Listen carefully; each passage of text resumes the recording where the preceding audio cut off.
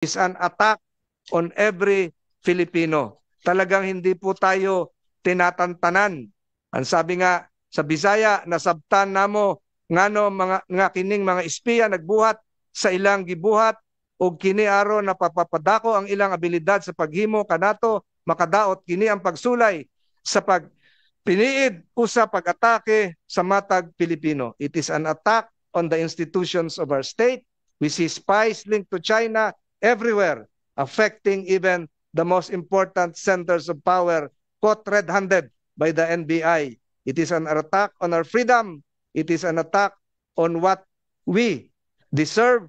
It is an attack on the ability of every Filipino citizen to enjoy free press, learn the truth, speak and be heard, and stand up for ourselves and stand united. Kaya po siguro tayo ngayon, at this stage in history, ay tayo ay nag-aaway-away.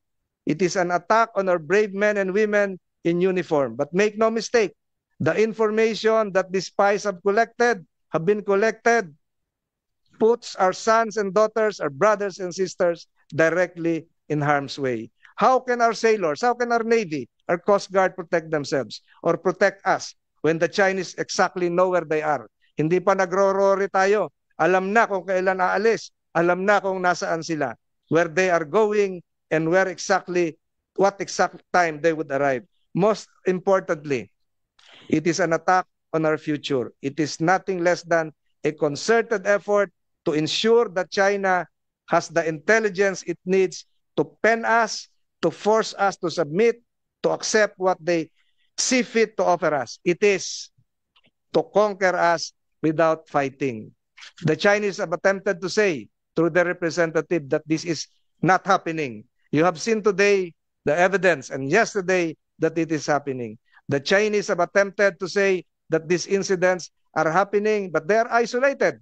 You have seen the evidence that they are connected. Pareho po yung sa drone. Pareho po yung sa Subic, yung sa Grande Island, yung nangyari po, yung nakuhan drone sa Initaw, sa Misamis Oriental. And they are happening at Beijing's explicit behest. They have attempted to say that these are no big deal.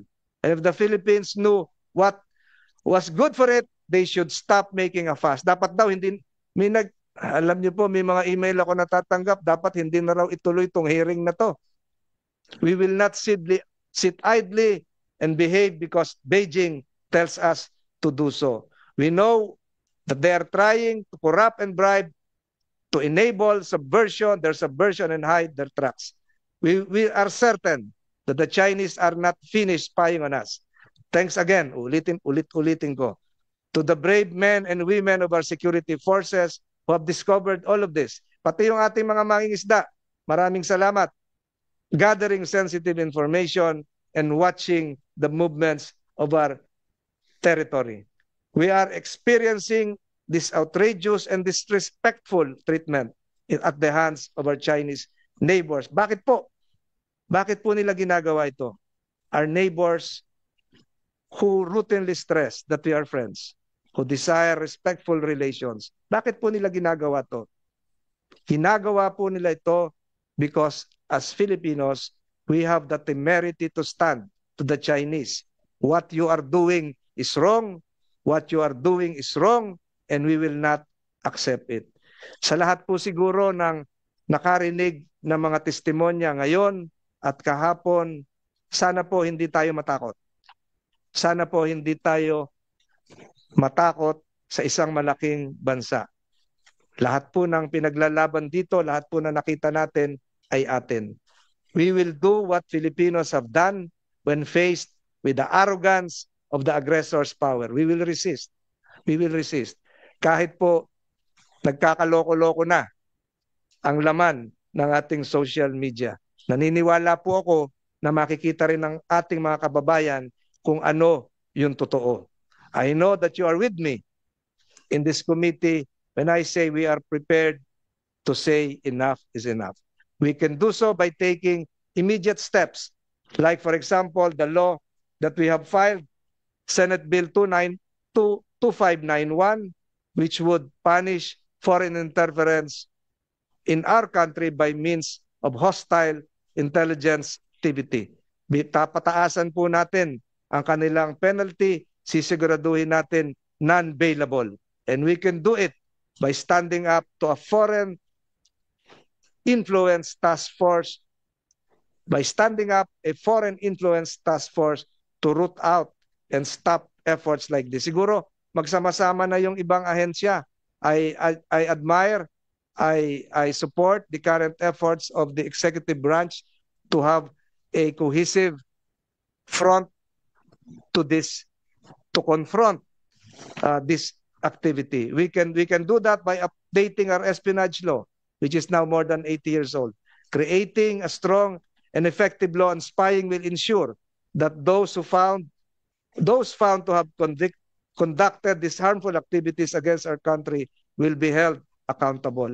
Maraming salamat po sa ating mga security and investigative agencies. By taking all these steps, kagaya po ng ginawa ng National Bureau of Investigation, pinapakita ng ating NBI, pinapakita ng ating Navy, pinapakita ng NICA at NSC that we condemn what China is doing. And we call upon China, sana nakikinig ang Department of Foreign Affairs, to immediately halt its hostile and illegal espionage efforts against the Philippines. And we ask the executive branch likewise to take all measures necessary to protect the country from China's continuing depredations.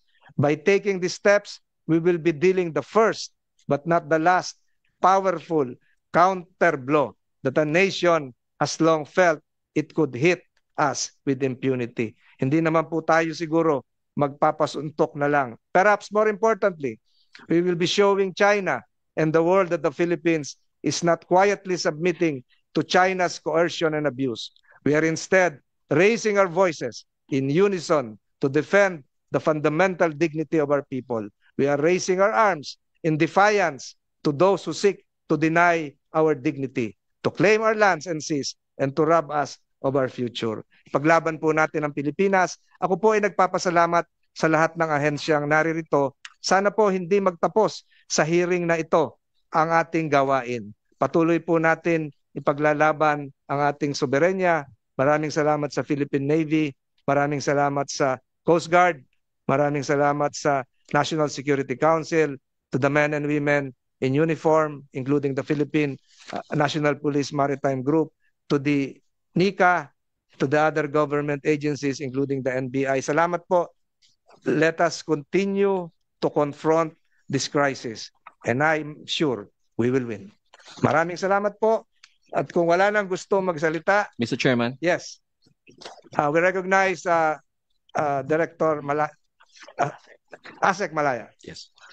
Mr. Chairman, what you have just shown to us this morning, Mr. Chairman, is very consistent with how the People's Republic of China operates.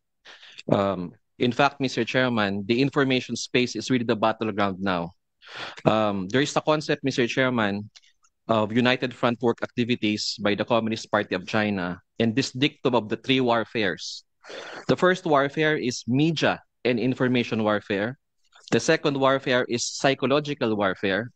And the third warfare is legal warfare. And what you have just shown to us, Mr. Chairman, here is an example of how media warfare and information warfare is being used to advance, and information warfare is being used to advance its interests in the cognitive realm. Ang labanan po kasi ngayon, Mr. Chairman, is a public opinion, no? And when we saw, Mr. Chairman, yung pinakita nyo sa amin dito, it really resonated with us in the security sector.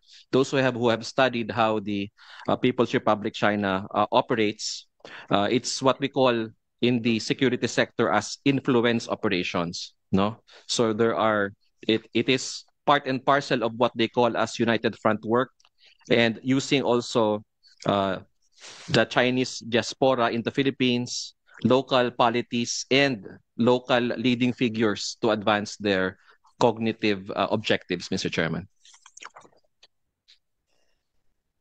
I think lunch will be served. Other closing remarks before we suspend today's hearing? Without objection on the part of my colleagues from